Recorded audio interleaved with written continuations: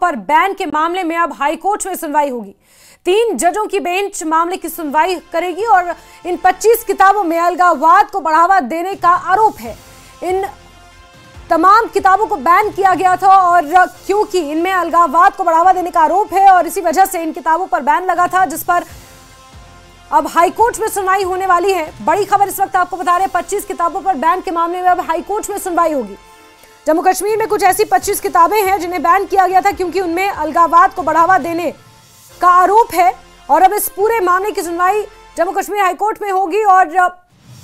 25 किताबें हैं। और सरोज कफील, न्यूज़ 18 संवाददाता, ज्यादा जानकारियों के साथ फोनलाइन पर मौजूद हैं। सरोज, जरा बताएंगे डिटेल्स।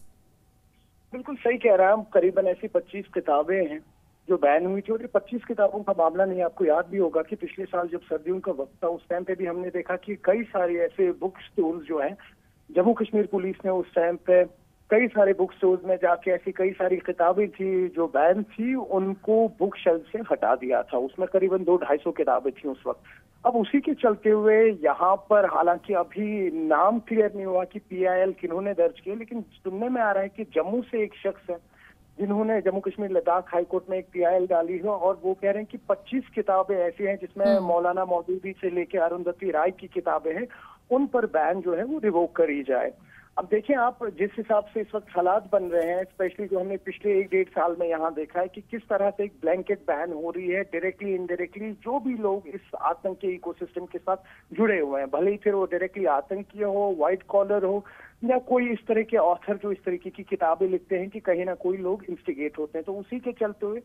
अब जम्मू से एक शख्स हैं जिन्होंने PIL दर्ज की है जम्मू कश्मीर लद्दाख हाईकोर्ट में और वो चाह रहे हैं कि 25 किताबें हैं जिन पर बैन हट जाए, जिसमें से एक आध किताबें अल मौदूदी की भी हैं और साथ ही साथ अरुंधति राय की भी है। अब किस तरह से आगे चीजें बनेंगी, किस तरह से आगे PIL दर्ज होगा, कौन ये केस लड़ेगा, वो आने वाले दिनों में ही पता लगेगा। बिल्कुल, बहुत बहुत शुक्रिया हमारे साथ जुड़ने के लिए सरोज कफील आपका। और इस बीच आपको बता दें कि एक जम्मू कश्मीर के ही एक लोकल हैं जिन्होंने ये जम्मू कश्मीर हाईकोर्ट में याचिका लगाई है और इस पूरे मामले की सुनवाई अब 3 जजों द्वारा की जाएगी। दरअसल जिन 25 किताबों को बैन किया गया था, पुलिस का ये कहना था कि उन साहित्य को पहचानना और जब्त करना है जिन्होंने कहीं ना कहीं झूठी कहानियां प्रचार की हैं और अलगाववाद को जो किताबें हैं वो बढ़ावा देती हैं। और इसी के अंतर्गत चिनार बुक फेस्टिवल के दौरान भी रेड पड़ी थी और कुछ किताबों को बैन किया गया था। उसी से जुड़ा हुआ ये पूरा मामला